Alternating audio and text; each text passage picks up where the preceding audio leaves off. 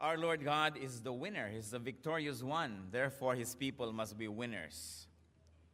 Everybody wants to be a winner, and everybody can really be a winner in his own right, in their own context. God designed His people to be winners. And when we say winner, we don't mean winners against other people, but against their own weaknesses and against the work of the evil one. Jeremiah 29:11 tells us, "For I know the plans I have for you, declares the Lord. Plans to prosper you and not to harm you, plans to give you hope and a future." Maganda ang plano ng Diyos para sa mga tao, that they are full of hope and prosperous and that they have a good future. But Satan wants people to be losers.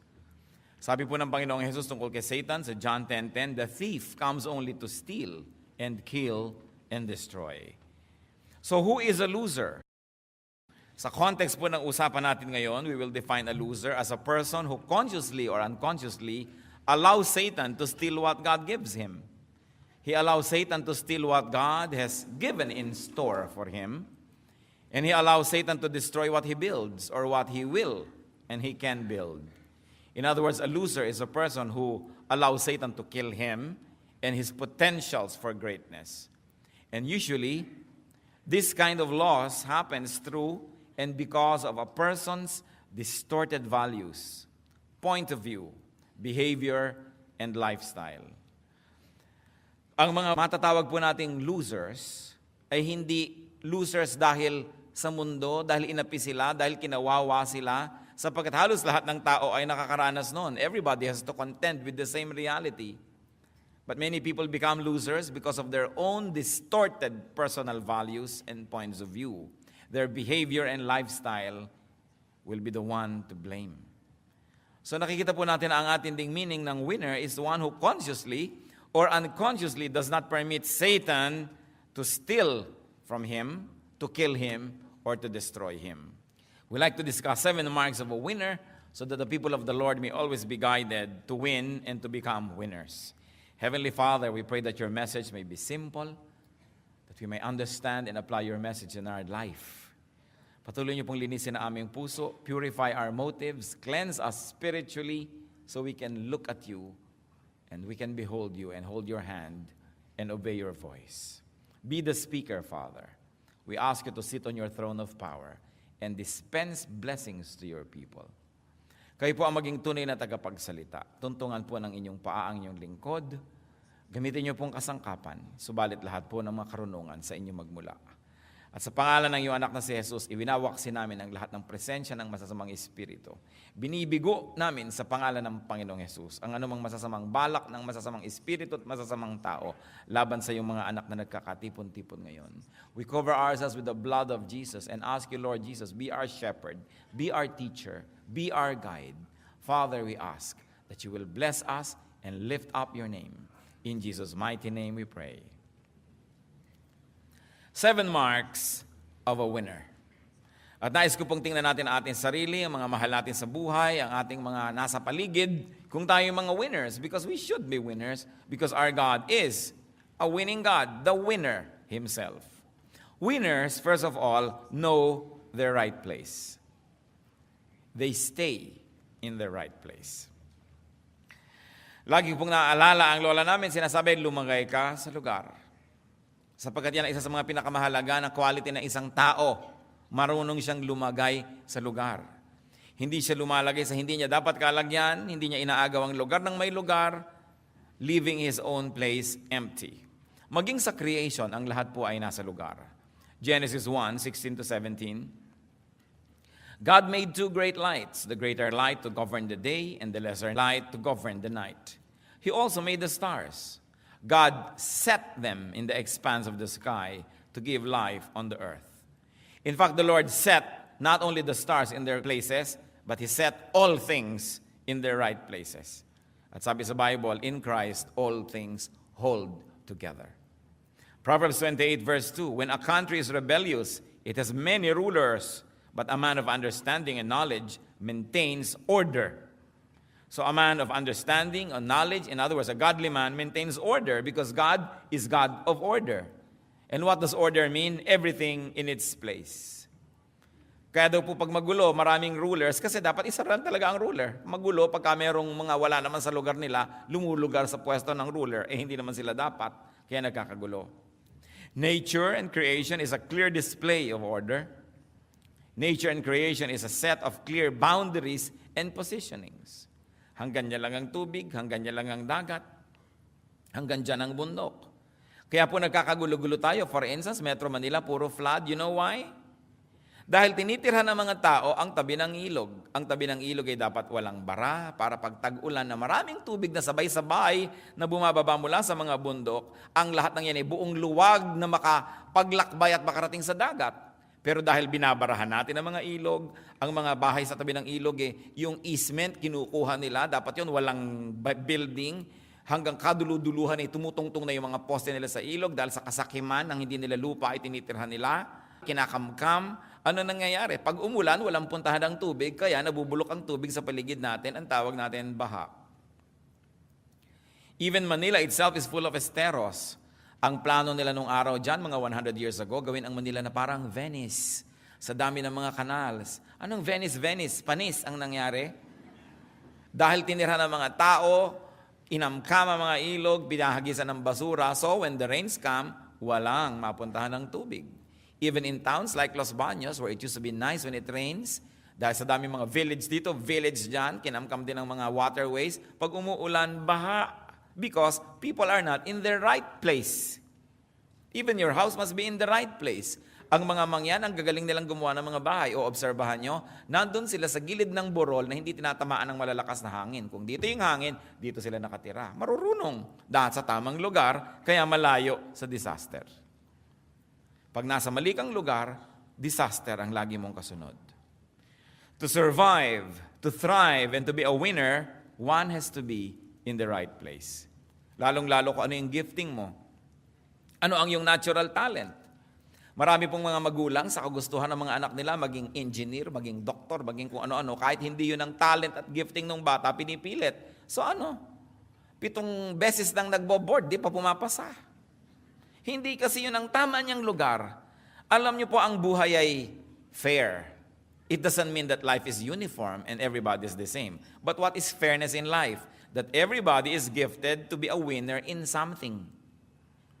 So when you operate according to your giftedness, your natural talent, doon ka magiging winner, doon ka magsa-shine. But when you are in the wrong place, you will never shine. It will always be just an uphill struggle. Kaya maganda yung lumulugar tayo sa lugar. That's why God can be called fair. Because everybody is good at something.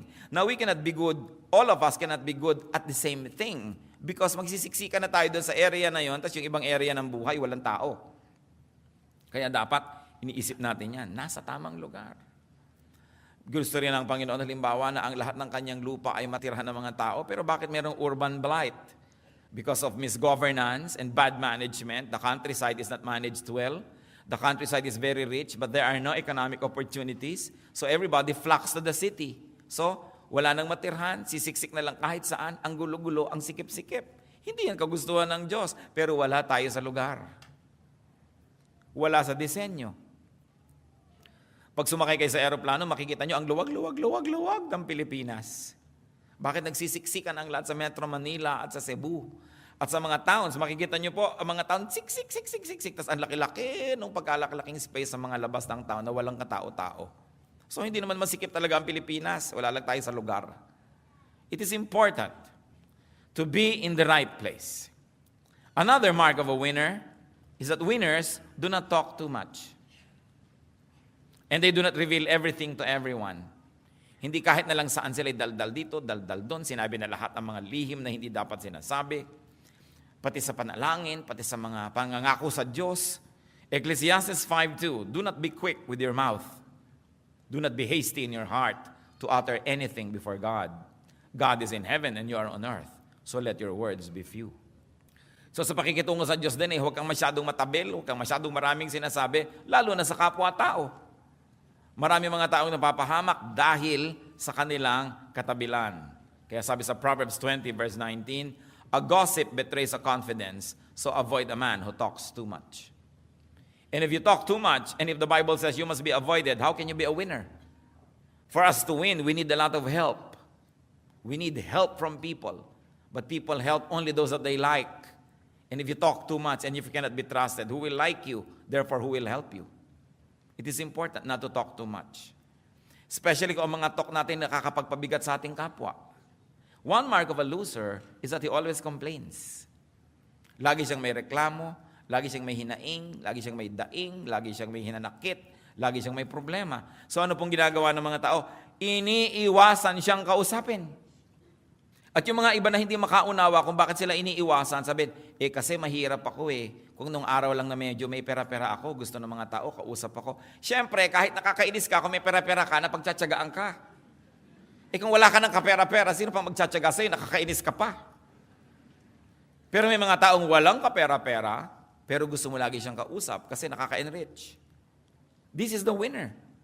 Na pagkakausap mo, nahawahan ka ng enthusiasm, ng sigla, gumaan ang iyong loob, nagkaroon ka ng pag-asa, tumibay ang iyong pananalig, nagkaroon ka ng ngiti sa iyong mga labi. Gusto mong kausap yon. Pero gusto mo bang kausap yung taong ting darating ang traffic? Hindi umaandar ang motor namin ng tubig. May sakit ang aso namin. No? Ang maid ko, 3 linggo na hindi pa bumabalik. Yung problema dito, problema doon, problema dyan. Wala na silang sinabi kundi mga masasakit sa tenga. People will avoid you. And people avoid you, you lose. That's why winners don't talk too much. Especially, they do not talk too much of tragedies and horrible things. Pag may sinabi sa'yo ng taong, kumusta ka? Kung ipapaliwanag mo pa talagang inopera pa lamang ang iyong bituka at tinanggalan ng 3 inches, may mga 5 tahi, walang may gustong makinig nun. When people say, kumusta ka? Ang gusto lang nilang marinig, mabuti.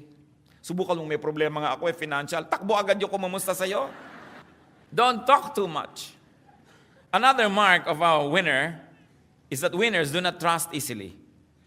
They do not trust others blindly. Sabi sa Jeremiah 9:4, beware of your friends. Do not trust your brothers. For every brother is a deceiver, and every friend a slanderer. Yung mga loser, mapagtiwala. Pinagtiwala ang lahat, ipinagtiwala ang bank account, ipinautang yung pangmatrikula ni Junjun. No? Sa kanyang kumare, tapos ngayon na itakbo ng kumare. O ayan ngayon, mapagtiwala masyado. Losers, masyado mapagtiwala. Mga masyadong bilis mahulog ang loob. Kaya bilis-bilis umibig. 3 araw lang na sunod-sunod na abutan ng kaimito, in love na. Madaling mahulog ang loob, loser. Because people always want to take advantage of you and people like to cheat you. So you've got to be very, very defensive many times in order not to be taken for a ride. Micah 7, verses 5 to 6. Do not trust a neighbor. Put no confidence in a friend, even with her who lies in your embrace. Be careful of your words. For a son dishonors his father. A daughter rises up against her mother. A daughter-in-law against her mother-in-law. A man's enemies are the members of his own household. At huwag niyo sabihin sa akin, hindi totoo yan. Yung mga sobrang mga pagtitiwala, pagbibigay, at pagiging transparent only makes people very vulnerable. These are not the ways of the wise. Hindi naman natin sinabi na maging paranoid na tayo at huwag na magtiwala kahit kanino. Pero ang sinasabi, huwag agad-agad. Subukin muna. Siyasatin, suriin ang kapwa bago pagtiwalaan. Remember, only those that you trust can deceive you. Because those that you do not trust have no chance to deceive you. So lahat lang ng pinagtitiwalaan natin ang pwedeng panggalingan ng mga mandaraya sa atin. Kasi ang di natin pinagtitiwalaan, walang pagkakataong mandaya dahil hindi nga pinagtitiwalaan.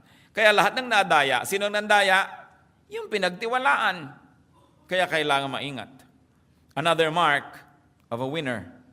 Winners do not commit easily. Hindi sila agad-agad na pipirma sa kontrata. Hindi sila agad-agad sasabihin, sige, sasamahan kita. Sige, kapanalig mo ako. Sige, tutulungan kita. Wise people, winners say, I shall see. Or if you want to be spiritual, let me pray about it. No? Why don't I pray and you fast? No? Pag may nagsasabi sa'yo, pautangin mo naman ako, sige, ipagpe-pray ko, ipag-fast mo muna. Diba? Kailangan nito ka, sige, agad-agad. Tapos mamaya, pag nakapag-isip-isip ka, gusto mong bawiin yung salita mo, nasabi mo na. Ano sabi sa Proverbs 6:1-5? My son, if you have put up security for your neighbor, if you have struck hands in pledge for another, If you have been trapped by what you said, and snared by the words of your mouth, then do this, my son, to free yourself. Since you have fallen into your neighbor's hands, go and humble yourself. Press your plea with your neighbor. Allow no sleep to your eyes, no slumber to your eyelids. Free yourself like a gazelle from the hand of a hunter, like a bird from the snare of a fowler. Alam niyo po, to strike your hand in pledge, ibig sabihin, gagaranti ka sa utang ng iba. Uutang ako, garantihan mo naman, kumare. O sige, lika. Feeling important ka naman na papirma-pirma doon. Sabi, anak, kung nagawa mo yan, huwag kang matulog, huwag kang magpahinga hanggang hindi mo nababawi ang pirma mo. Magbakaawa ka kung kailangan, magpakababa ka kung kailangan, but free yourself. Kung paano pumipiglas ang isang usa na nahuli ng isang hunter, ganun ang gawin mong pumiglas, huwag kang pumayag, huwag kang matutulog na nakagapos ka kasi paggising mo, baka lalong gapos na gapos ka na. Proverbs 11:15, he who puts up security for another will surely suffer, but whoever refuses to strike hands in pledge is safe. Inulit na naman, kung sino ang nag-guarantee sa utang ng iba will surely suffer. At huwag niyong sabihin hindi totoo. Napakarami na magkaibigan na nagkasira dahil ikaw yung nag-guarantee sa kanya tapos tinakbuhan ka. Magkakasira din lang kayo matapos siyang tumakbo, magkasira na kayo bago pa siya tumakbo. At least nagkasira rin kayo, pareho lang, pero hindi kanya nadaya. Sabi, huwag kayo magagaranti. Ngayon sasabihin niyo, Pastor, paano po yan? Di ba dapat tayong tutulong? O sige, tutulong ka, pero huwag kang umasa na babayaran ka para hindi ka iiyak-iyak pagkatapos. Sige, hindi kita pinipigil mag-guarantee, pero ituring mo nang nawala yan. Pag nagbayad na lang, bonus. Pero pag hindi nagbayad, sabi mo, well, naturally, tatakbuhan ako. Hindi ka bigo. Pero yung aasa ka, hoy, bayaran mo to talaga sa akinsi kasi mag-e-enroll lang anak ko. Tapos akinsi na, hindi ka pa pinupuntahan. Tinakbuhan ka na nun. So kung tumulong ka na, huwag mo nang asahan pang ibabalik. Para pag ibinalik, tuwang-tuwa ka. Pag hindi ibinalik, inasahan mo na yon. Pero huwag yung iasa ang buhay nyo doon sa mga nangangako. Yung mga nagigipit, ipapangako ang lahat. Pag nakuha ng kailangan sa inyo, sorry na lang kayo. Sa James 1:19, my dear brothers, take note of this. Everyone should be quick to listen, slow to speak. In fact, slow to become angry. Because even anger is a commitment. Because when I'm angry with you, I commit myself to a certain course of action. Lalong-lalo kung meron kayong kaibigan, kamag-anak, galit sa isang tao, pupunta sa inyo, magsusumbong, yung galit niya, nahawa na kayo, galit na rin kayo, you have committed to his war. Kaya dapat slow to become angry. Galit na galit siya, pag nagalit ka na rin, kasama ka ng susugod sa kalaban niya, yung pala ginagamit ka lang niya, pinaikot ka lang niya. Remember, every story has at least two sides. And the side of the one close to you, the side of the one who talked to you first, is not always the correct side. So, be slow. Be slow to speak. Be slow to commit. And of course, very importantly, be slow to become angry. And of course, ano pa? Ang mark of a winner, avoid offending people. Even the Lord, who is creator of heaven and earth, prince of princes, kings of kings, ano pa? Ang sabi niya, huwag tayo mang-offend. Matthew 17:24-27. After Jesus and his disciples arrived in Capernaum, the collectors of the 2 drachma tax came to Peter and asked, doesn't your teacher pay the temple tax? Yes, he does, he replied. When Peter came into the house, Jesus was the first to speak. What do you think, Simon? He asked. From whom do the kings of the earth collect duty and taxes? From their own sons or from others? From others, Peter answered. Then the sons are exempt, Jesus said. But so that we may not offend them, go to the lake and throw out your line. Take the first fish you catch. Open its mouth and you will find a 4 drachma coin. Take it and give it to them for my tax and yours. So maganda yung usapan, sabi ni Lord. Sa palagay ba dapat ako magbayad ng tax? Hindi po, son kayo of God eh. Oo nga, pero sige na lang, para huwag na lang sila ma-offend, magbabayad tayo ng tax. And if the Lord, who is King of Kings, will avoid needlessly offending people, why will we want to offend people? So winners don't needlessly offend others. Why? Because one offense can be taken seriously and that person may never forget, and that person will only strengthen himself, wait for a chance to get even with you. Kahit na isang taong maliit, isang hamak, hindi mo alam, life is never permanent. Hindi mo alam kung magiging makapangyarihan yan o magiging marunong o malakas yan. Ang mga bata lalo, huwag aapihin. Dahil alam nyo, one thing for sure, habang patanda kayo ng patanda at pahina, palakas ng palakas yung bata. Kung matanda na kayo, may inaapi kayong bata, lampas na kayo sa 12:00 ng buhay, ng tanghali. So, ang nag-aalauna, 2:00 na kayo, yung bata nag-9:00, 10:00. Pag mga 4:00, 5:00 na kayo ng buhay nyo, siya naman 11:00, 12:00. Anong magagawa nyo sa kanya kung paghigantihan kayo?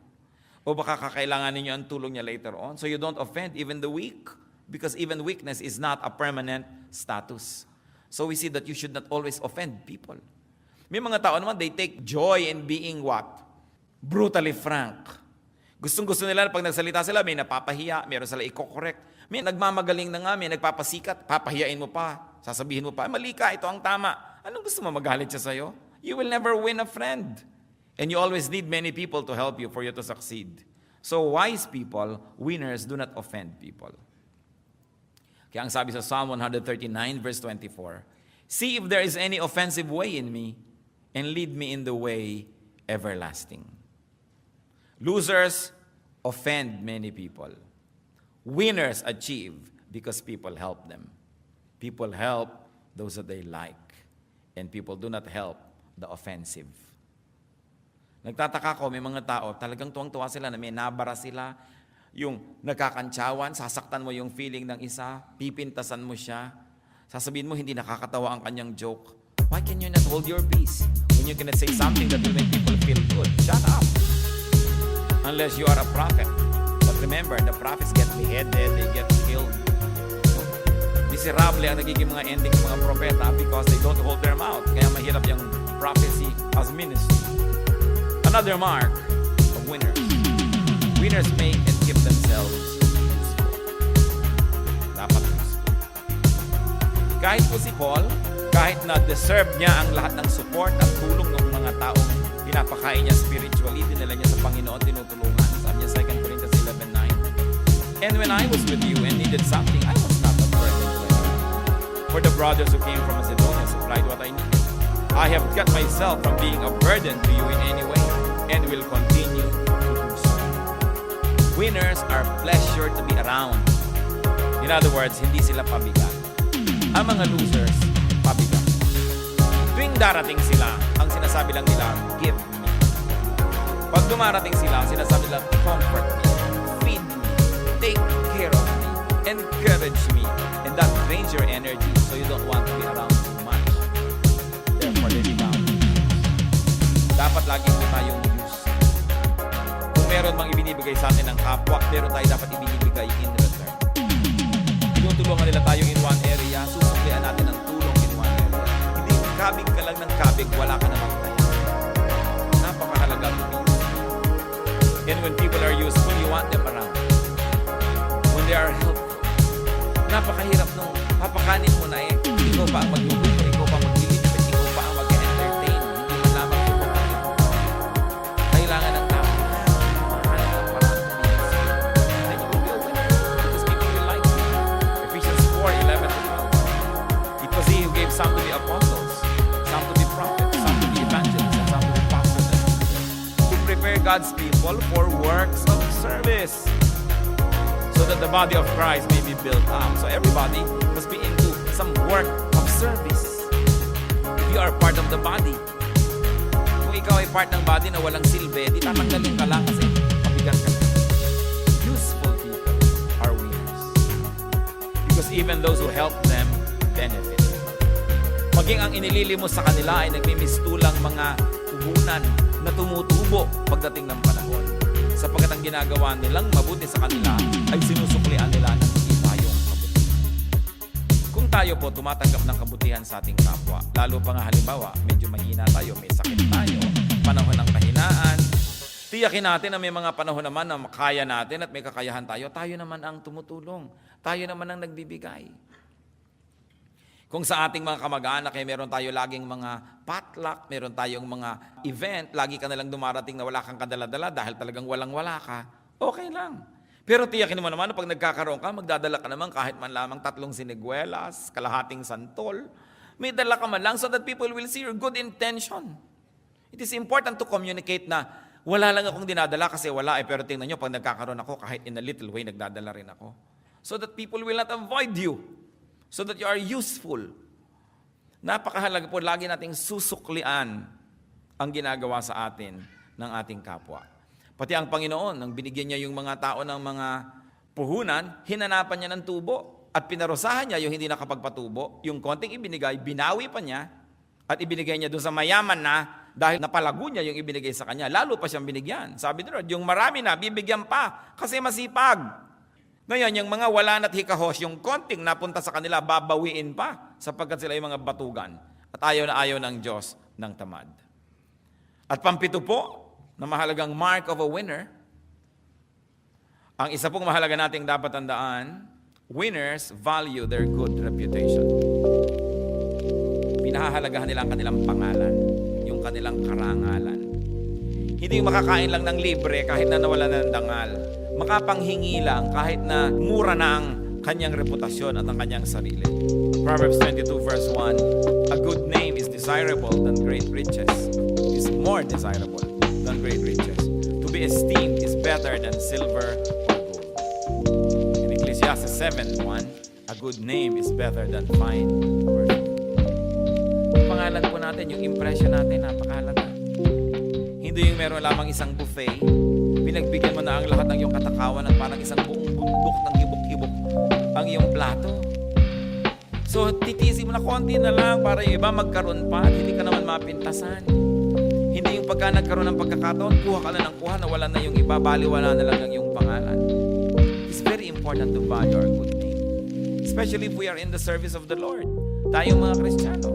Kaya ayoko ng mga fundraising, sulat ka ng sulat ka, kani-kanino. Gusto mo mag-retreat, gusto mo mag-camp, wala ka naman pera kung kanino-kanino ka hingi. Manahimik ka sa bahay, doon ka magdasal, nandun din ang Diyos. Hindi yung naging cheap ka na, hingi ka dito, hingi ka doon, para ka lamang makapunta kung saan-saan.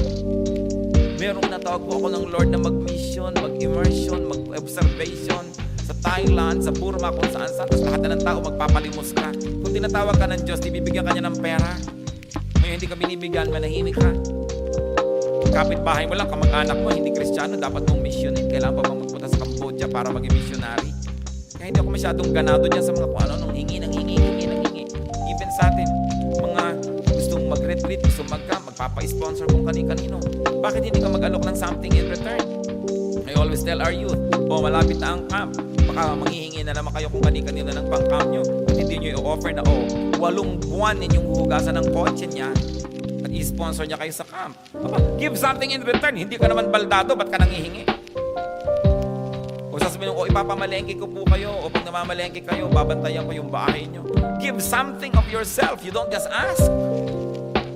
Ang humihingi lang talaga yung walang kakayanan, yung sobrang bata pa, o sobrang tanda na, o sobrang may sakit. Pero pag may lakas ka na magte-text, may lakas ka maghugas ng kotse, may lakas ka na maglinis ang bakuran ng may bakuran. So you say, magkakampo ako, baka pwede na sponsor ninyo ako, lilinisin ko ang inyong bakuran. Dapat willing ka. One time, alam niyo naman yung mga racket-racket ng mga pupunta sa'yo. Alam niyo po, dati ako bilang po, ito po mga tattoo ko, tingnan niyo. Gusto ko na po magbagong buhay, kailangan ko po ng pamasahe, papunta sa probinsya namin, bibigyan niyo ba ako? Hindi. Yung mga ganyan. Mga racket-racket niya, para takot mo na lang sa tattoo niya, bigyan mo ng pamasahe. Kung anong tattoo mo, ang tattoo ko, gusto mo tingnan. Tapos meron naman nahihingi. Sabi ko, teka, ano yung nanghihingi na yan? Alam niyo, kuminsan yung church natin, hindi tayo lagi natin ito sa mall, palipat-lipat tayo. May time na masyado kang accessible sa mga ganyan. Sabi nung, kailangan daw nila ng pamasahe mag-asawa. Sabi ko, alam niyo, wala naman kaming ganyang pondo na ipinamimigay. Kung gusto niyo, tatawagan ko yung mga member namin, yung may mga gusto magpalaba, ipaglaban nyo para kayo kumita. Aba, sige daw. Maliitang ka naman, kunti na, ako ano, palaban natin. Aba, umupo na nga ang mag-asawa at talagang maglalaban na. Naglalaban na talaga sila. Mga 1 hour sa paglalaba, inawat ko na. Sabi ko, sige, lumakad na nga kayo at baka kayo masyado madelay sa biyahe nyo. Ito na ang pamasahin nyo. Kasi willing maglaba.